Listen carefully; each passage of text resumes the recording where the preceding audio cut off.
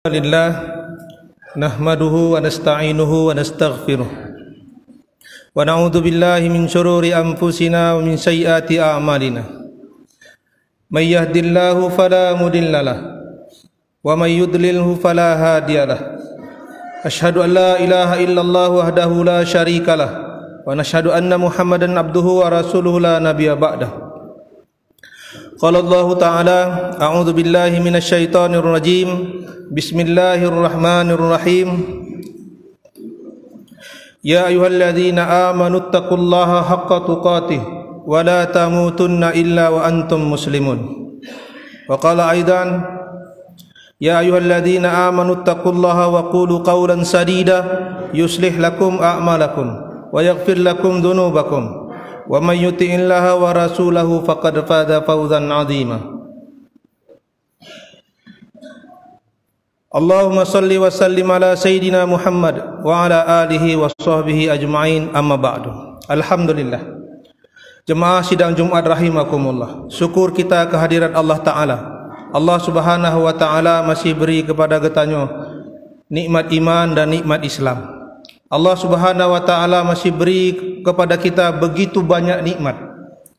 Sangkin banyaknya nikmat yang Allah berikan kepada kita, jangankan untuk bayar, untuk hitung saja kita tidak mampu. Dan Allah Subhanahu wa Ta'ala tidak perintahkan kita untuk hitung-hitung, karena Allah tahu kemampuan tanyo. Memang hana mampu. Yang Allah perintahkan kepada getanyo adalah mensyukuri nikmat Allah. La in syakartum la azidannakum. Kalau kamu bersyukur, kata Allah, sungguh pasti. Allah Subhanahu wa Ta'ala bersumpah. Kalau kita ngaji ada lam taukid di sini, Allah bersumpah dengan lam tersebut, sungguh pasti Allah akan tambah lagi nikmat yang Allah berikan kepada kita yang kita syukuri benar. Kemudian selawat dan salam kita sampaikan kepada junjungan alam khataman nabiin sayyidil mursalin Nabi Muhammad sallallahu alaihi wasallam. Lagi dan lagi kita senantiasa berselawat. Bukan karena selawat kita Rasulullah tinggi, tidak. Kita kembalikan kepada diri kitanyo. Karena selawat ini syukur kita tadi kembali kepada kita. Kata alim ulama, tidaklah Rasulullah tinggi dengan selawat kitanyo. Dan tidak juga Rasulullah rendah dengan tanpa selawat kita, tidak. Kata alim ulama sampaikan kepada kita, selawat kita ini kembali kepada kita. Ditamsilkan seperti kita menuangkan air ke wadah yang sudah penuh. Kemana kembalinya air? Kembali kepada si penuang air tersebut. Jadi selawat yang kita sampaikan ini kembali kepada getanyo. Ini merupakan perintah Allah, cip. Allah sendiri berselawat kepada Nabi kita Nabi Muhammad SAW dan seluruh malaikat, dan Allah perintahkan kepada kita, innallaha wa malaikatahu yusholluna 'alan nabi ya ayyuhalladzina amanu shollu 'alaihi wa sallimu taslima. Ini perintah Allah kepada kita. Maka hari-hari lagi dan lagi kita berselawat kepada Nabi kita Nabi Muhammad sallallahu alaihi wasallam. Tidak Allah ciptakan dunia ini kecuali dengan nur Nabi kita Nabi Muhammad sallallahu alaihi wasallam. Kejemaah yang dirahmati Allah Subhanahu wa Ta'ala, lagi dan lagi kita syukur atas nikmat yang Allah berikan kepada ketanyo, karena nikmat ini diperintahkan Allah Ta'ala untuk disebut-sebut. Dalam surat Duha itu sering ayat terakhirnya itu diperintahkan kepada kita untuk senantiasa sebut wa amma bi ni'mati rabbika fahaddis, dipegahaba-pegahaba, dan nikmat-nikmat Rabb kamu dipegahaba-pegahaba, dibicarakan nikmat yang Allah berikan kepada tanya. Alhamdulillah. Yang nikmat yang dibicarakan ini nikmat yang sudah ada. Jangan nikmat yang belum ada. Ini belum ada, ini belum istri dua lagi, belum. Jangan, yang sudah ada. Alhamdulillah sudah ada ini. Alhamdulillah sudah aman. Kondisi kita enggak konflik lagi. Alhamdulillah sudah ada keluarga, sudah ada anak satu. Orang lain belum ada anak. Yang belum ada anak syukuri. Ditamsilkan ada cerita ini dalam beberapa riwayat disebutkan ketika Nabi Musa alaihissalam melewati satu orang, dikatakan, ya Nabiullah Musa,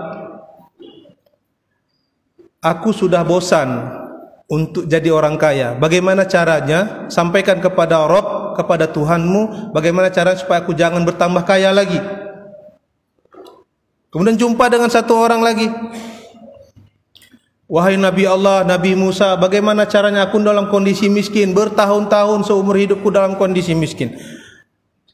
Sesungguhnya engkau kalamullah, engkau dapat berbicara dengan Allah, sampaikan.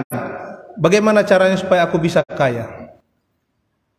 Demikian dirahmati Allah Subhanahu wa taala. Nabi Musa alaihissalam sampaikan kepada Allah Subhanahu wa taala.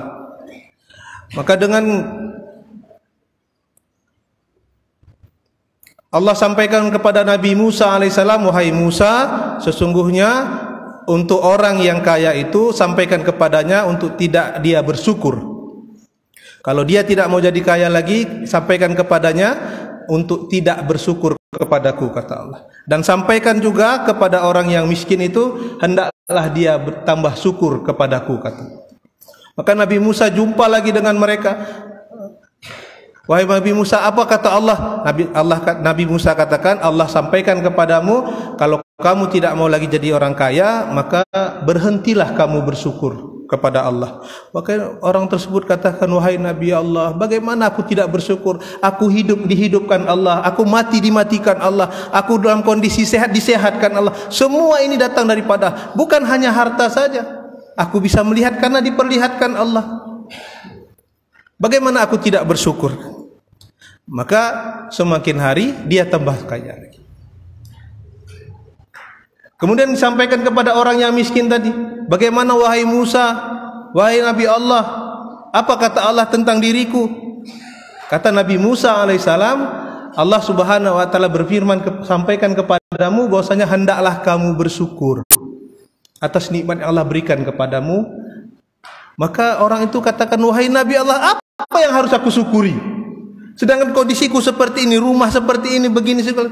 Dengan kudrat dan iradah Allah Subhanahu wa taala, Allah datangkan satu angin yang menerbangkan rumah dia dan menerbangkan pakaiannya. Nauzubillah min zalik. Maka jemaah yang dirahmati Allah Subhanahu wa taala, syukur yang kita rasa, yang kita nikmati ini, yang kita sampaikan kepada Allah, ini akan berbalik kepada kita.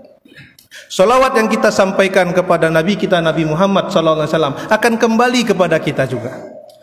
Maka apapun yang kita lakukan, kebaikan yang kita lakukan kepada orang kampung kita, sedekah yang kita lakukan, solat yang kita lakukan ini tidak ada hubung kait dengan keadaan Allah Subhanahu wa taala dan Nabi kita Nabi Muhammad sallallahu alaihi wasallam. Allah perintahkan kepada kita bukan untuk mengagungkan Allah, tidak. Kalaupun kita sepakat semua hari ini tidak mau bersalawat kepada Nabi kita Nabi Muhammad sallallahu alaihi wasallam, tetap mulia dan Allah Subhanahu wa taala tetap Allah. Allah tidak berhajat kepada apa yang Allah ciptakan. Allah ciptakan air, walaupun aras Allah terdiri di atas air. Allah Subhanahu wa taala ciptakan angin. Allah tidak berhajat kepada angin. Allah ciptakan batu, gunung. Allah enggak berhajat kepada gunung. Kalau kita hari ini masak nasi, buat pisang goreng, buat bulekat, karena kita berhajat kepada itu. Kita buat rumah karena kita perlu kepada rumah. Tapi Allah Subhanahu wa taala ciptakan dunia ini, Allah tidak berhajat sedikit pun kepada dunia ini.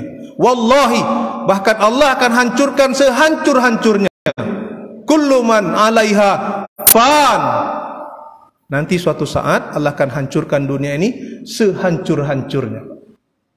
Kalau kita hancurkan hari ini, umpamanya roti kita hancurkan dari bentuk petak, kita hancurkan. Ada bekasnya, Pak. Ada sisa-sisanya, tapi nanti Allah akan hancurkan dunia ini sehancur-hancurnya. Apapun tak ada lagi, bekasnya pun tak ada lagi, debunya pun tak ada lagi. Masya Allah, jemaah yang dirahmati Allah Subhanahu wa taala. Allah Subhanahu wa taala telah ciptakan kita. Allah Subhanahu wa taala ada maksud dalam penciptaan ini. La in syakartum, ayatnya tidak aku ciptakan jin dan manusia ini kecuali untuk ibadah kepada aku, kata Allah. Tidak aku ciptakan. Allah ciptakan kita semua ini ada maksud dan tujuannya. Allah ciptakan dunia ini untuk kita, dan Allah ciptakan kita ini untuk kampung akhirat. Ad-dunya khuliqat lakum wa antum khuliqtum lil akhirah. Aku ciptakan dunia untuk kamu, kata Allah. dan aku ciptakan kamu untuk kampung akhirat. Kita paling hidup 60-70 tahun. Setelah itu kita kemana? Dulu orang-orang tua kita, nek tu tanyo, yang kita baca dalam sejarah, ada kerajaan-kerajaan Islam, ada zaman Rasulullah sallallahu alaihi wasallam, sebelumnya ada zaman nabi-nabi. Kemana mereka semua? Semuanya sudah kembali kepada Allah. Dan kita hari ini dihidupkan Allah Ta'ala untuk lihat siapa yang paling baik amalnya. Dalam surat Al-Muluk disebutkan, Allah ciptakan kehidupan, kematian dan kehidupan untuk melihat siapa yang paling baik amalnya. Kata alim ulama, bukan paling banyak amalnya. Kalau paling banyak amalnya orang-orang terdahulu, umat Nabi Musa alaihissalam, umat Nabi Nuh alaihissalam. Ada yang umurnya sampai 1000 tahun, ada umurnya sampai 450 tahun. Kita hari ini cuma 60 tahun. Paling banyak amalnya banyak, tapi ada yang paling baik amalnya. Umat Nabi Muhammad sallallahu alaihi wasallam adalah umat yang paling banyak dan paling baik amalnya. Paling baik ini paling dicintai Allah Subhanahu wa taala.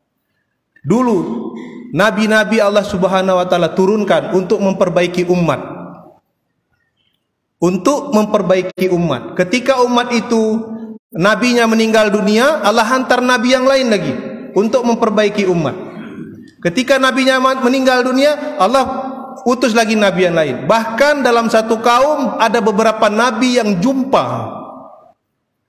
Ketika malaikat menyampaikan berita gembira akan lahirnya Nabi Ishaq alaihissalam kepada Nabi Ibrahim alaihissalam, maka malaikat sampaikan, kami akan turunkan azab kepada kaum Lut semasa hidupnya Nabi Lut dengan Nabi Ibrahim. Kemudian Nabi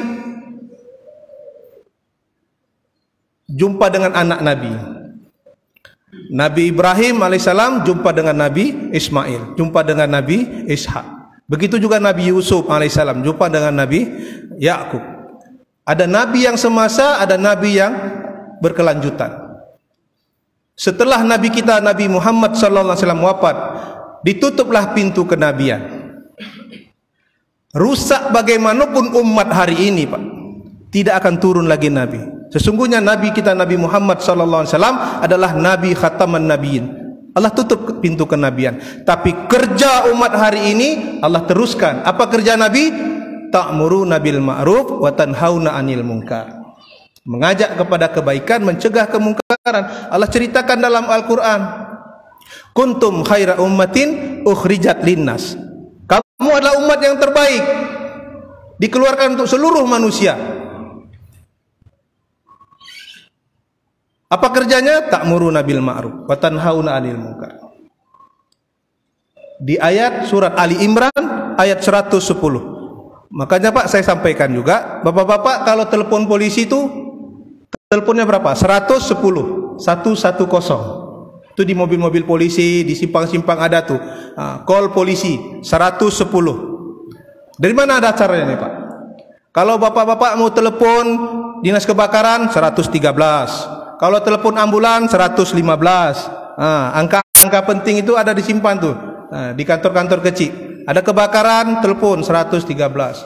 PLN, ada nomornya. Kalau mau telepon polisi 110, Pak. Dari mana datang angka 110 ini? Apakah kebetulan? Tidak ada di dunia ini yang kebetulan. Semua sudah di grand strategi oleh Allah Subhanahu wa taala. Daun yang jatuh, telungkup atau telentang, ini pun Allah tahu. Semut berjalan dalam gelapnya malam, dalam hujan yang gelap, hujan yang kuat, ini pun Allah tahu. Apa yang terbetik dalam hati semut tersebut, Allah tahu. Dan tidak ada kebetulan. Oh, karena sesuatu ini kebetulan. Kebetulan saya dinas di sini, istrinya pun di sini. Enggak. Tidak ada satupun di dunia yang kebetulan. Termasuk angka 110 itu, itulah tugas polisi. Ta'muruna bil ma'ruf wa tanhauna 'anil munkar. Itu dasarnya. Dan polisi ini, tugas polisi itu mengajak kepada kebaikan dan mencegah dari kemungkaran. Bukan tugas polisi saja, tugas kita semua. Karena ayat Al-Quran ini perintahnya untuk kita. Semua orang Islam berkewajiban melaksanakan ini. Kita adalah polisi pada diri kita sendiri, mengawasi pada diri kita sendiri untuk tidak bermaksiat kepada Allah, untuk senantiasa taat dengan peraturan. Kita adalah polisi dalam rumah tangga kita sendiri. Kita akan mengawasi bagaimana anak kita, istri kita akan berkelakuan. Kita harus mengendalikan mereka semua dalam koridor kemampuan yang sudah Allah tetapkan kepada kita. Kecil berkewajiban, kullukum ra'in wa kullukum mas'ulun an ra'iyati. Kecil berkewajiban mengendalikan kampung ini. Akan ditanya pertanggungjawabannya. Adakah pengajian dibuat? Adakah solat berjemaah sudah tegak dalam satu kampung, satu qaryah? Semua kita akan ditanya, dan kita adalah polisi dalam lingkungan kapasitas kita masing-masing. Dalam skop-skop kecil ada diembankan, ada diamanahkan, termasuk Satpol PP, kepolisian di lingkungannya, Satpam, satuan pengamanan di lingkungan kerjanya. Begitu juga seksi-seksi keamanan di kampung. Ini berkewajiban semua. Tugas polisi ini secara nasional diamanahkan kepada Kepolisian Republik Indonesia. Tapi dalam rumah-rumah tangga, drone, saya adalah polisi di lingkungan kita. Dan kita termasuk polisi pada diri kita sendiri. Alhamdulillah, hari ini kita dalam kondisi aman, kemudian sejahtera, kemudian kondisi kita tidak ada dalam konflik lagi. Ini kita syukuri, Pak. Dan kita bagaimana membangun kinerja berikutnya. Ini awal tahun, sebenarnya bukan ini awal tahun kita, Pak, Januari, bukan. Khatib mengajak khatib sendiri dan kita semua untuk membuat satu planning, suatu perencanaan tentang pelaksanaan tugas kita hari-hari. Perencanaan ini penting karena setiap kita harus punya rencana. Rencana itu dikatakan dalam satu organisasi, dalam satu kegiatan, apabila dilakukan perencanaan dengan baik, maka ini 70% sudah berhasil. Kalau sudah dibuat perencanaan dengan baik, siapa berbuat apa, bertanggung jawab kepada siapa. Ini sudah ada aturannya. Maka kita buat perencanaan tahunan, ada perencanaan bulanan, ada perencanaan harian. Hari ini apa yang harus saya rencanakan? Apa yang harus, saya hari ini mau sholat Jumat. Maka dari awal pagi tadi kita sudah tahu, sudah ada niat mau sholat Jumat. Itulah niat. Innama a'malu binniat. Ketika niat ini sudah ada, kita laksanakan niat yang sudah kita buat tadi. Hari ini saya mau sholat Jumat. Berarti kalau saya bepergian, saya sudah siapkan kain sarung kah, inikah, itukah. Atau kalau saya di kampung, apa yang harus saya lakukan? Oh, berarti saya lakukannya pekerjaan yang tidak memakan waktu lama. Sudah ada perencanaan. Begitu juga perencanaan mingguan, pekanan. Satu minggu ini apa yang harus saya lakukan? Target amal ibadah kita, baca Quran, one day one juz. Ada target harian, baca Quran satu hari satu juz. Ada target juga yang target bulanan. Kalau satu hari satu juz, satu bulan 30 juz. Berarti kita sudah hatamkan Al-Quran 30 juz satu bulan. Ada target tahunan. Target tahunan apa? Di perencanaan ada niat tahunan. Niat haji tahun ini. Oh, butuh konsentrasi kita mungkin nggak sanggup pembiayaannya 1 tahun. Multi years 2 tahun atau 3 tahun atau 5 tahun ke depan. Dari sekarang sudah ada perencanaan dan sudah ada penabungan. Sudah direncanakan. Jangan hidup ini kahkeh lagi nyan mentong. Bangun tidur, jungkir balik, telepon pergi sana, pergi sini, pergi kantor, pulang sore, habis itu telentang, telungkup, tertidur, ajak anak jalan-jalan, besok ulangi lagi. Enggak seperti ini. Orang yang merencanakan sesuatu dengan baik, maka termasuk orang-orang yang berhasil. Anak-anak kita rencanakan. Setelah ini dia masuk apa? Setelah tamat min, mau kemana dia?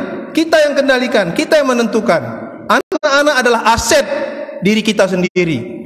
Jangan sampai anak-anak ikut dengan kawan-kawannya. Kawan-kawannya mau ke sekolah sana, kakek laginya, jaju. Kita biaya terus, minta ke Honda, minta ini. Jangan, kita yang kendalikan mereka. Dari sekarang kita harus tahu, anak kita ini aset bagi kita. Jangan sampai anak kita ini jadi aset bodong. Ketika kita mati, dia tidak bisa memberikan apapun kepada kita. Na'udzubillah min dzalik. Dan kita ini semua, bapak-bapak yang dirahmati Allah Ta'ala, adalah aset dari orang tua kita. Jangan sampai doa yang kita sampaikan pun tidak terkirim. Jangan sampai kita ini jadi aset bodong. Oh, kita sudahlah umpamanya. Maka kita jangan sampai kalah dengan iblis. Anak-anak kita siapkan. Oh, sudah tak punya anak lagi, enggak bisa dikendalikan lagi anak. Cucu. Pegang kuat cucu-cucu kita, Pak. Kendalikan mereka. Buat mereka, beri ke mereka pemahaman tentang agama. Karena kehidupan kita ini kehidupan yang menentukan tentang akhirat kita. Tentang kubur kita. Orang yang mau kuburnya lapang, orang yang mau kuburnya terang, sekarang mendesainnya, sekarang merencanakannya. Solat tahajud, baca Quran, ini adalah amal-amalan yang bisa melapangkan kubur kita dan bisa menerangkan kubur kita. Sedekah jariah. Terus Pak, kita bangun aset-aset kita untuk akhirat kita. Jangan kita jadi orang-orang yang dikatakan orang-orang yang celaka. Mana orang-orang celaka? Dia tidak mempersiapkan kehidupan akhiratnya sekarang. Termasuk saya dan kita semua, mudah-mudahan Allah Ta'ala beri taufik dan hidayah untuk bisa merencanakan ini. Kalaupun rencana kita sudah tidak bisa berjalan, tapi kita sudah pulangkan itu kepada Allah Ta'ala. Saya rencana naik haji tahun depan, atau 2 tahun, atau 5 tahun ke depan. Secara akal saya, nabungnya dari sekarang, mungkin 200.000 sebulan. Saya siapkan, Pak. Terus, secara logika kita 10 tahun pun belum cukup. Tapi ketika niat kita sudah mati dalam keadaan tidak, kita sudah ada termasuk orang yang niat untuk menunaikan haji. Orang yang hari-hari sambung silaturahmi, kunjung mengunjungi, ucap salam, assalamualaikum, terus berjabat tangan. Ini aura kebahagiaannya akan naik. Orang-orang bahagia, dia akan dikatakan orang-orang yang datang ke Mekah, Madinah untuk berziarah kepada Rasulullah, bukan orang yang mampu. Tapi orang yang dimampukan Allah, orang yang dipanggil Allah. Orang yang sudah dipanggil Allah, Allah yang berhak untuk memampukannya. Baik dengan tiket dari Baitul Mal, baik dengan tiket orang lain ajak dia untuk temani dia, ataupun Allah berkehendak, apa saja jalan yang Allah tentukan. Ini dalam niat kita. Ketika niat kita kuat, usaha yang kita buat sungguh-sungguh, Allah akan lihat kondisi kita. Allah tahu juga kondisi kita, Pak. Karena Allah Maha melihat. Allah tahulah kondisi kita, mampu atau enggak kita. Tapi ketika niat kita kuat, tukang sampo-sampo masjid nih Pak, berangkat haji dan umrah, Pak. Siapa yang berangkatkan? Allah. Karena niatnya kuat. Malam dia nangis, kemudian dia cerita-cerita juga, Lun, rindu tak? Yang datang ke Mekah Madinah itu orang yang rindu Rasulullah, rindu Ka'bah, rindu keridhaan Allah. Kita tanamkan rasa rindu kita kepada Rasulullah dalam niat, dalam perencanaan. Inilah makanya saya ajak kita, ini awal Januari, kita prediksinya Januari ke Desember, ya nggak apa-apa. Awalnya memang kita dalam Muharram, Safar. Ini kita harus tahu. Niat-niat kita itu kita tentukan dalam perencanaan bulanan. Ada rencana tahunan, kurban. Ini tahunan juga. Jangan sampai nanti 1 tahun ke depan kita nggak kurban. Jangan cerita dulu saya kurban tahun 2001. Jangan, ini 2023. Tiap tahun kok bisa kita kurban, Pak. Kita usahakan. Karena ada niat, ada perencanaan. Jangan sampai saya dengar lagi di kampung sana ada 3 kampung nggak kurban. Karena biasa nunggu kurban dari kampung sebelah. Ada kurban dari Banda Aceh. Jangan. Di kampung itu ada kecil, ada jerih, sisihkan Pak. 1,5 juta kambing, di kambing nggak payah-payah beli sini. Jangan gara-gara kita mengharap kurban dari Banda Aceh nggak kurban, jangan. Ada beberapa kemarin saya data, saya nggak usah sebut kampungnya. Ini aib sama saya. Kampung itu nggak kurban, ini aib Pak. Kenapa? Rumah kita beton Pak. Berapalah kambing? Ya intinya rindu kita kepada Allah kurang. Perencanaan kita lemah. Maka Khatib mengajak Khatib dan kita semua untuk senantiasa buat perencanaan ini dan buat planning-planning kita ke depan. Jangan sampai kita termasuk orang-orang yang merugi. Orang yang hari ini sama kemarin, lebih baik kemarin ini orang celaka Pak. Sama saja rugi kita, kata Rasulullah. Yang bilang rugi itu Rasulullah, Pak. Yang bilang celaka itu Rasulullah. Dan janji-janji Allah Ta'ala, janji-janji Nabi disampaikan kepada orang-orang yang sungguh-sungguh dalam beramal.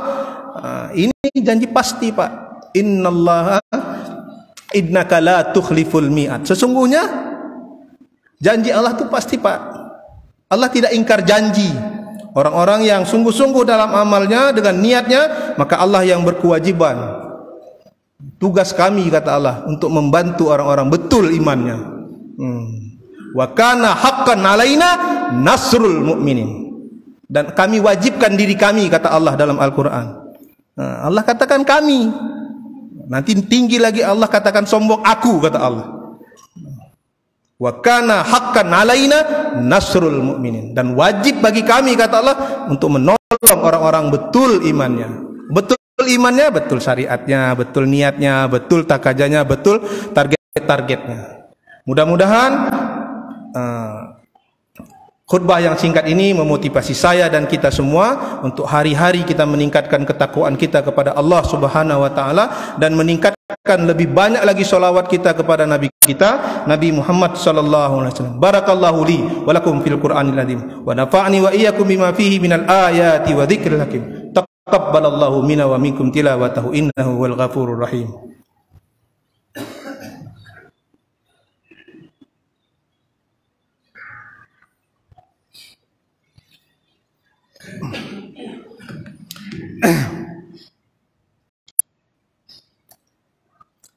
Alhamdulillah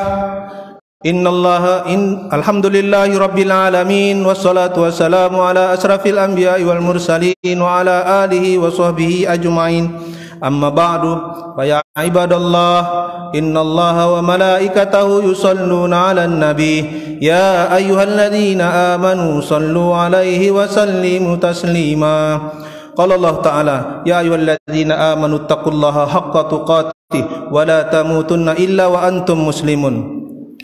Allahumma salli wa sallim ala sayyidina Muhammad wa ala alihi wa sahbihi ajma'in. Allahumma ighfir lil muslimina wal muslimat wal mu'minina wal mu'minat al ahya'i minhum wal amwat innaka sami'un qaribun mujibud da'wat ya qadiyal hajat. Allahumma ighfir lana dhunubana wa li walidayna warhamhuma kama rabbayana saghira.